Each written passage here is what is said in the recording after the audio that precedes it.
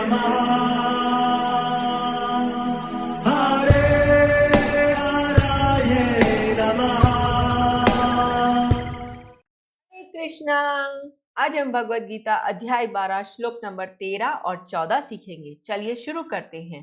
अद्वेष्टा सर्वभूतानां मैत्र करुण एव च निर्ममो निरहंकार समदुःख सुख शमी संतुष्ट सततं योगी यतात्मा दृढनिश्चयः मय्य अर्पित मनो बुद्धि यो मद्भक्त स मे प्रियः। अब हम इसे धीरे धीरे बोलकर समझते हैं। अद्वेष्टा सर्वभूतानां मैत्रः करुण एव च निर्ममो निरहंकारः सम दुःख सुख शमी संतुष्टः सततं योगी यतात्मा दृढ़ निश्चयः मय्य अर्पित मनोबुद्धिर यो मद्भक्तः स मे प्रियः। अब हम इसे फिर से गाते हैं। अद्वेष्टा सर्वभूतानां मैत्र करुण एव च निर्ममो निरहंकारः समदुःख सुख शमी संतुष्टः सततं योगी यतात्मा दृढनिश्चयः मय्य अर्पित मनो बुद्धि यो मद्भक्त स मे प्रियः। अब हम समझते हैं भगवान श्री कृष्ण इन दो श्लोकों में हमें क्या बता रहे हैं। जो किसी से द्वेष नहीं करता लेकिन सभी जीवों का दयालु मित्र है, जो अपने को स्वामी नहीं मानता और मिथ्या अहंकार से मुक्त है, जो सुख और दुख में संभाव में रहता है, सहिष्णु है, सदैव आत्मतुष्ट रहता है, आत्म संयमी है और तथा जो निश्चय के साथ मुझ में मन तथा बुद्धि को स्थिर करके भक्ति में लगा रहता है, ऐसा भक्त मुझे अत्यंत प्रिय है। हरे कृष्णा। चलिए महाप्रेम प्रभु जी से इन दोनों श्लोकों के बारे में और अच्छे से समझते हैं। हरे कृष्णा जी। तो भगवान श्री कृष्ण 12वें अध्याय में बहुत अद्भुत बातें बताते हैं।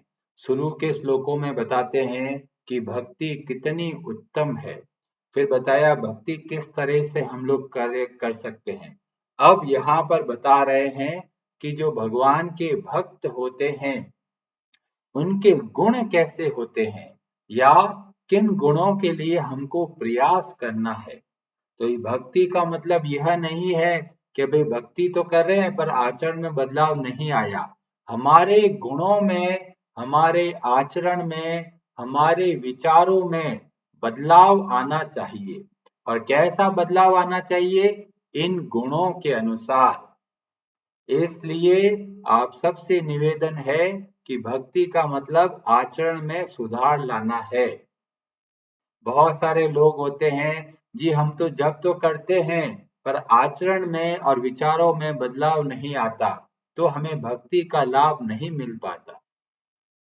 और इसलिए भगवान बहुत स्पष्ट शब्दों में वो सारे अद्भुत गुणों का वर्णन यहाँ पर करते हैं जिसके लिए हमें प्रयास करना है, और भक्ति के साथ में ये गुण स्वतः ही आने लगते हैं। तो दोनों तरफ का कार्य है, अच्छे से भक्ति करना है, भगवान के नामों का जप करना है, साथ में इन गुणों के अनुसार अपने जीवन में परिवर्तन लेके आना है। और जब हम अच्छे से भगवान के नामों का जप करते हैं, भगवान की सेवा करते हैं, तो उनकी कृपा से ये गुण हमारे अंदर आने लगते हैं। तो हम देख सकते हैं कि भक्ति में किस तरह से हम प्रोग्रेस कर रहे हैं। तो इसमें सबसे पहला गुण बताया गया कि भक्तों के अंदर कैसा गुण होना चाहिए? अद्वेष्टा सर्वभूतानां, समस्त प्राणियों के प्रति किसी भी तरह का द्वेष का भाव, घृणा का भाव या ईर्ष्या का भाव नहीं होना चाहिए। तो आप सब अपने अंदर झांक कर देख सकते हैं, क्या आपके मन में किसी के प्रति द्वेष का भाव है, किसी के प्रति ईर्ष्या का भाव है, किसी की उन्नति को देखकर हमें जलन होती है क्या? तो इसका मतलब ये एक ऐसा गुण है जिसके लिए हमको प्रयास करना है। और ये द्वेष का भाव आता क्यों है? ये द्वेष का भाव आता है जब हृदय के अंदर काम वासना होती है। हम जब सुख भोगना चाहते हैं और हमारे सुखों में कुछ अवरोध आता है तो उस व्यक्ति के प्रति ईर्ष्या प्रकट होती है, द्वेष प्रकट होता है। अभी जैसे हम लोग मंदिर गए, मंदिर में हमको खाना दिया तो मिठाई नहीं दी और हम खा के बैठ गए और दूसरे व्यक्ति को मिठाई दी तो हमारे मन में बड़ा ऐसा लगेगा, अरे मेरे को तो मिठाई दी नहीं और उस व्यक्ति को मिठाई मिल गई। तो इससे जो मन के अंदर विचलित भाव उत्पन्न होता है उसको द्वेष बोलते हैं। और द्वेष के बहुत सारे अलग अलग स्तर होते हैं। बहुत सारे लोग दूसरे को नुकसान पहुंचाना चाहते हैं और कई लोग बोलेंगे, अरे जी उन्होंने हमारे साथ बुरा व्यवहार किया है इसलिए हम उनको वापस नुकसान पहुंचाएंगे। तो ये भी द्वेष का रूप होता है। दूसरों के अंदर कमियां निकालना, खासकर पति पत्नी आपस में कमियां निकालते रहते हैं। पति हमेशा कहता रहता है, अरे तुम ये नहीं सुनती, वो नहीं करती, ऐसा नहीं करती, वैसा नहीं करती। और पत्नी भी के पास बहुत बड़ी लिस्ट है अपने पति के अंदर कमियां निकालने की। आपके अंदर ये नहीं है, आपने वो सब्जी खराब लेके आ गए, होगा आप, मैं इतनी मेहनत करती हूँ, मेरे को कुछ कहते नहीं हो। तो इस तरह से हम देखते हैं परिवार में, मित्र में, समाज में ये चलता ही रहता है। दूसरों की कमियां निकालना, दूसरे पे कमेंट करना। बहुत सारे लोग तो ऐसे हैं जो घंटों घंटों बातचीत करते रहते हैं पड़ोसी व्यक्ति की बुराई के लिए। घंटों घंटों उसने ऐसा किया, उसने ऐसा किया, उसने ऐसा किया। ये सब का सब द्वेष भाव के अंतर्गत आता है। कई माताएं हैं अपने बच्चों के अंदर बहुत सारा दोष देखती रहती है, कहती है अरे ये मूर्ख है, नालायक है, ये काम नहीं करता, ऐसा नहीं करता, वैसा नहीं करता, सब दिन चिल्लाते रहते हैं। तो आप समझ लीजिए ये द्वेष का भाव है। खासकर दोष देखने की, निंदा करने का भाव सब जगह पे देखने को मिलता है। इसीलिए भगवान ने सबसे पहला जो गुण बताया वो बोला अद्वेष्टा। किसी भी व्यक्ति के प्रति कैसा भी द्वेष का भाव नहीं रखना है और हमें उसके लिए प्रयास करना है। अब कई लोग बोलेंगे, अरे हम तो सोचते हैं ये तो ऐसा गुण है जो हमारे अंदर तो कभी आ ही नहीं सकता। पर आप जब प्रयास करेंगे तो धीमे धीमे ये गुण आपके अंदर देखने को मिलेगा। ये ऐसा ही है जैसे अगर शहद होगा तो मधुमक्खियां ढूंढते ढूंढते वहां पर आएगी। ऐसे ही अगर हम बहुत अच्छे से भगवान के नामों का जप करते हैं, आश्रय के साथ में बोल बोल कर जब भगवान के नामों का जप करते हैं तो हमारे अंदर ये सारे के सारे सद्गुण स्वतः ही प्रकट होने लगते हैं। और हमें इस बात का ध्यान रखना है, बहुत अच्छे से जप करना।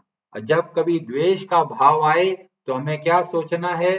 प्रभुपाद जी बहुत अच्छे तरीके से बताते हैं कि वास्तव में कोई व्यक्ति हमारा अगर अपमान करता है तो हमको ये सोचना है कि सामने वाला व्यक्ति वास्तव में मेरे अपने कर्मों का ही परिणाम हमको दे रहा है। और इस तरीके से हम उस व्यक्ति से द्वेष करना बंद कर सकते हैं। नहीं तो हमेशा मन में रहेगा, उस व्यक्ति ने मेरा अपमान किया था, उस व्यक्ति ने मेरे साथ कठोर व्यवहार किया था, या उस व्यक्ति ने मेरे साथ गलत व्यवहार किया था। पर जब हम ये सोचते हैं कि वो सामने वाला केवल निमित्त बना है, मेरे अपने ही कर्मों की वजह से मुझे यह दुख प्राप्त हुआ है, जब इस भाव से कार्य करते हैं तब कभी भी दूसरों व्यक्ति के अंदर द्वेष नहीं देखते। खासकर माता पिता को चाहिए कि बच्चों को प्रेरणा दे, उनके अंदर कमियां मत ढूंढिए।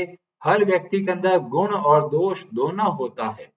जो अच्छे गुण होते हैं उनको बढ़ाने का प्रयास कीजिए और जो अवगुण है उनको धीमे धीमे प्रयास करना है उनसे बाहर निकालने के लिए। तो हमें इस बात का याद रखना, ये पूरा श्लोक इतना महत्वपूर्ण है। हर एक जो गुण बताया गया है उसको हमें अपने जीवन में उतारना है। और जब आप जीवन में उसको उतारने का प्रयास करेंगे तो आप देखेंगे कितना लाभ मिलता है। क्योंकि जहां पर आग लगती है सबसे पहले उसी को जलाती है जहां से वो प्रकट होती है। और हमारे मन में अगर जलन होती है दूसरे व्यक्ति की तरक्की को देखकर, अरे उसने तो घर बना दिया, उसके पास तो कार भी हो गई, उसका बेटे की जॉब भी लग गई, बहुत अच्छा पैसा भी कमा रहा है, और देखो हमारे पास कुछ भी नहीं है। तो हर वक्त हम लोग तुलना करते रहते हैं कि भाई उसके पास ऐसा हो गया हमारे पास नहीं है, उसके पास ये आ गया हमारे पास नहीं है, और इस चक्कर में हम मन ही मन में जलने लगते हैं। और इसलिए सबसे ज्यादा नुकसान हमको खुद को होता है। इसीलिए भगवान बोलते हैं अद्वेष्टा सर्वभूतानाम।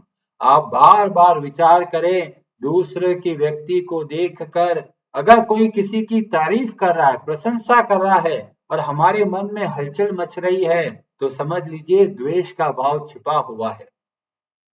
बाहर से लगेगा अरे जी हमारे अंदर तो द्वेष है ही नहीं, पर आप ध्यान से देखेंगे तो द्वेष का जो अवगुण है बहुत लोगों के अंदर है। कभी कुछ थोड़ी मात्रा में दिखेगा, कभी बड़ी मात्रा में दिखेगा। इस संसार में आए हैं इसी से पता चल रहा है हम सब के अंदर दोष द्वेष का भाव है, क्योंकि हम कभी ना कभी भगवान से द्वेष करते हैं। अब कई लोग बोलेंगे अरे हम तो भगवान से कभी द्वेष करते ही नहीं। तो बोलते हैं जब हम भगवान के भक्तों से द्वेष करते हैं, भगवान के भक्तों में अवगुण देखते हैं, और चाहे सर्वभूता नाम बोला गया, ऐसे व्यक्ति जो आपसे द्वेष करते हैं या फिर आपसे द्वेष नहीं करते, दोनों के प्रति हमारे मन में कभी भी द्वेष का भाव नहीं होना चाहिए। और हमें बहुत सारे उदाहरण पता चलते हैं शास्त्रों के द्वारा, जैसे कि दुर्योधन इतना द्वेष भरा हुआ है पांडवों के प्रति कि उनकी उन्नति को देखकर दुर्योधन सहन ही नहीं कर पाता। और साथ में हमें बड़े बड़े भक्तों का आचरण भी देखने को मिलता है कि किस तरह से व्यवहार करते हैं। जैसे भी आपको कोई कंफ्यूजन हो कि भक्तों के अंदर गुण कैसा होना चाहिए, आप भक्तों के चरित्र को देखिए, हनुमान जी के व्यवहार को देखिए, महाराज अम्बरीश के, पांडवों के इन व्यवहार को देखकर आप पता कर सकते हैं भक्तों के अंदर गुण कैसा होना चाहिए। पर कई लोग बोलेंगे देखिए हनुमान जी तो लंका जला दिया, गुस्से से बोलते हैं, तो क्या द्वेष नहीं है? तो बोला गया हनुमान जी के मन में द्वेष भाव नहीं होता। जब रावण की सभा में जाते हैं तो भी वो क्या बोलते हैं, रावण की भलाई की बात बोलते हैं। और इससे हमें पता चलता है कि हनुमान जी बाहर से गुस्सा कर रहे हैं पर वास्तव में हृदय में किसी तरह का द्वेष का भाव नहीं है। और इसलिए कई बार भक्त लोग आपको दिखेगा अरे ये तो बहुत गुस्सा करते हैं, लगता है बहुत द्वेष है। नहीं, गुस्सा करने का उद्देश्य क्या है उससे पता चलता है। अगर हम किसी को नीचा दिखाने का प्रयास करते हैं, किसी की प्रशंसा सुनकर हमारे मन में बहुत उथल पुथल मचती है, तो हमको देखना चाहिए ये हमारा अभी स्तर है और हमें इस स्तर से आगे बढ़ना है। हरे कृष्णा जी, आप सबका बहुत बहुत धन्यवाद। ये एक हरे हराये नमः।